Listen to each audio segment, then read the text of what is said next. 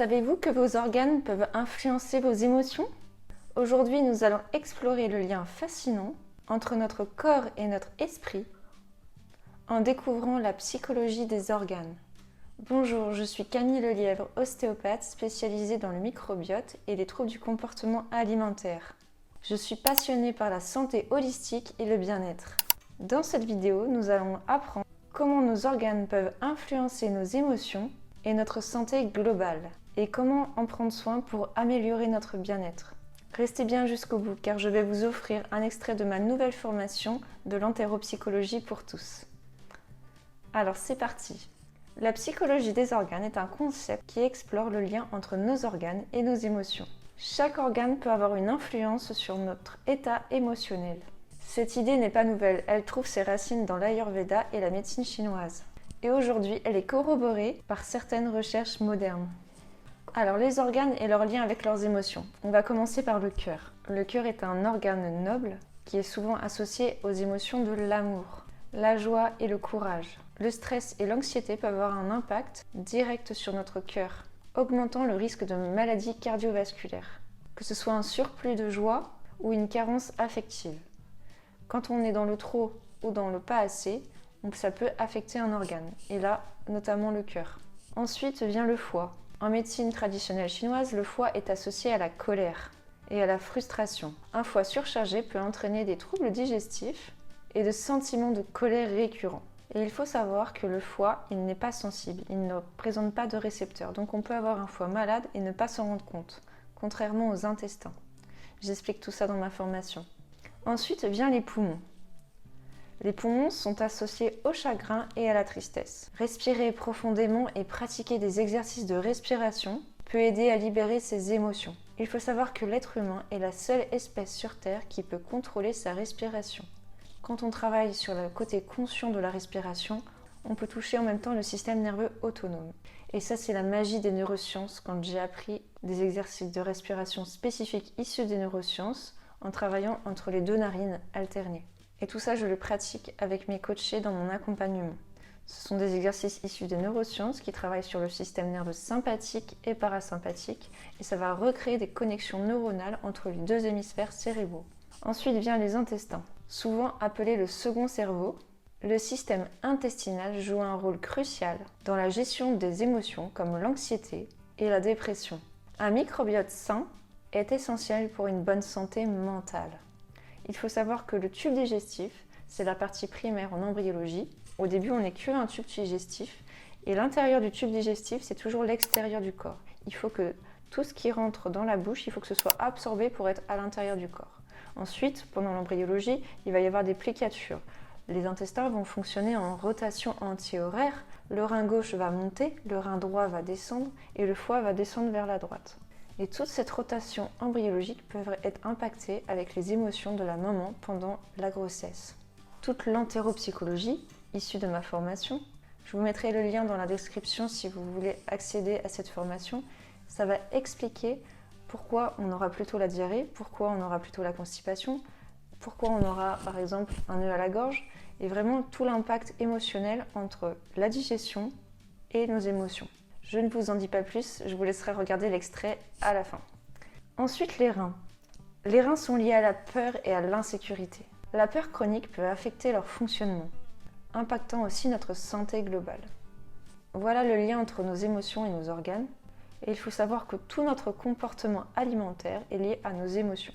Comment on va mastiquer, la vitesse à laquelle on va manger, si on va manger par exemple dans un environnement stressant, ou juste après une mauvaise nouvelle, tout ça, ça va impacter dès la sphère céphalique jusqu'à la fin de la digestion et tout ce qui est le foie, les reins et toute la conséquence de la chaîne métabolique va être affectée. C'est pourquoi si on comprend l'entéropsychologie, on comprend tout dans les mécanismes physiologiques humains. C'est pour ça que j'ai créé cette formation. Comment prendre soin de ses organes pour un meilleur bien-être émotionnel? D'abord, l'alimentation. Manger, c'est la nourriture, mais aussi le comportement avec la nourriture qui est important. Il y a les aliments riches en antioxydants qui peuvent protéger le cœur.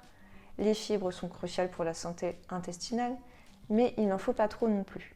Il faut trouver le juste milieu entre manger quelque chose qui nous fait plaisir, qu'on va manger avec bon cœur, plutôt que de vouloir absolument manger parfaitement sain, mais que ça nous stresse vraiment au fond de nous-mêmes, et là ça va être mal digéré.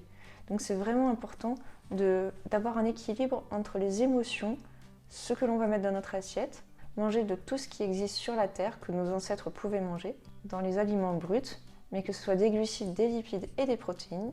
Ils apportent tous leurs vitamines, leurs antioxydants, et plus on va varier dans ces aliments bruts, plus on va être en bonne santé. Il faut éviter les régimes drastiques qui évitent certaines catégories d'aliments. J'ai testé le végétalisme, le régime keto, j'ai fait vraiment tous les régimes possibles et imaginables, et dès qu'on enlève un nutriment, ça va dérégler le système hormonal. Par exemple, si on enlève tous les sucres, tous les glucides complexes, tous les féculents, on peut avoir des problèmes d'hypothyroïdie et diminuer le métabolisme. Si on supprime les graisses, c'est pareil, on aura un déséquilibre hormonal et on peut avoir une aménorrhée. C'est pourquoi il faudrait vraiment rester simple et s'imaginer ce que mangeaient nos grands-parents. Ensuite vient la gestion du stress. Il y a la méditation, le yoga, les techniques de relaxation qui peuvent aider à réduire le stress qui se propage dans nos organes. Il y a aussi tous les exercices issus de la cohérence cardiaque, le système vagal et tout ce que je fais en ostéopathie et dans mes accompagnements.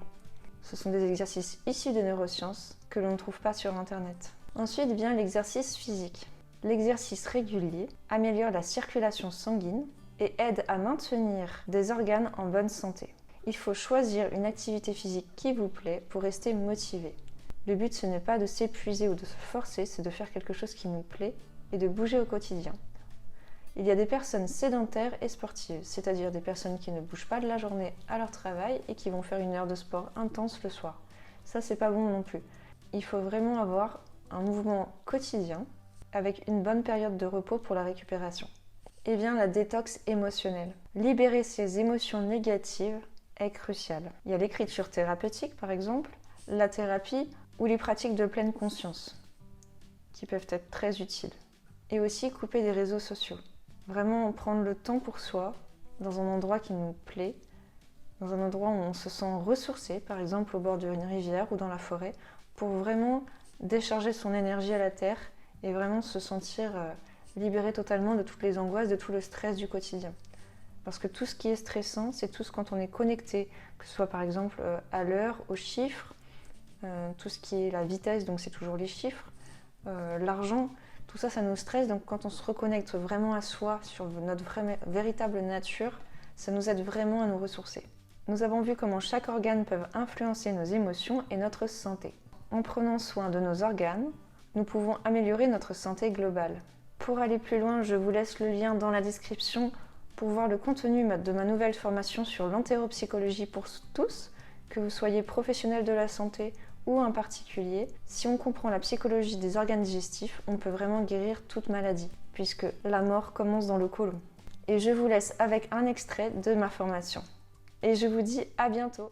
Alors, dans ce module, nous allons parler de l'étape 7 du côlon transverse et descendant, donc la partie haute du côlon et la partie descendante où il se passe la putréfaction des protéines au niveau du partie gauche du ventre. Donc, dans ce côlon transverse, il va rester les choses que je ne peux pas transformer, auxquelles ça génère une flore non plus pathogène, mais symbiotique, ça profite. Et là, ça va utiliser les résidus, les fibres, les cellules mortes et les autres composants pour pouvoir les transformer. Donc, elles vont être transformées avec leurs enzymes et vont être éliminées. On va éliminer tout ce qui me dérange.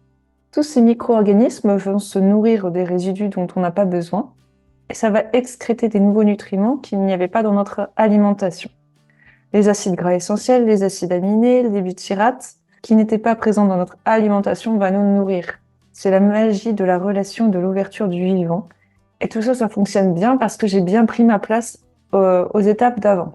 Il y a quelque chose de l'ordre de l'accomplissement, de l'harmonie. C'est toute la diversité de la création et de la richesse que nous apporte cette diversité. Donc, il va vraiment falloir apporter de la gratitude pour ce que la vie nous donne et les cadeaux et les richesses des autres qui nous enrichissent une fois supplémentaire. Par contre, si dans l'étape 6, il y avait des aliments qu'on n'aurait pas pu bien digérer et que ça donne une flore pathogène, il va y avoir une absorption d'aliments toxiques. Et ça peut donner des pathologies comme des cancers, des maladies digestives. Et puis on peut avoir des ballonnements, des putréfactions. La putréfaction, c'est surtout les protéines. Si on mange beaucoup de viande mais que c'est pas bien digéré, ça se retrouve dans le gros intestin sur la partie gauche. Donc toutes ces particules-là vont avoir un impact au niveau du système hormonal endocrinien. Ça va passer la barrière immunitaire et peut donner des maladies auto-immunes. Au début, on a la force vitale pour lutter contre les agressions, mais au fur et à mesure des années, le corps il s'épuise.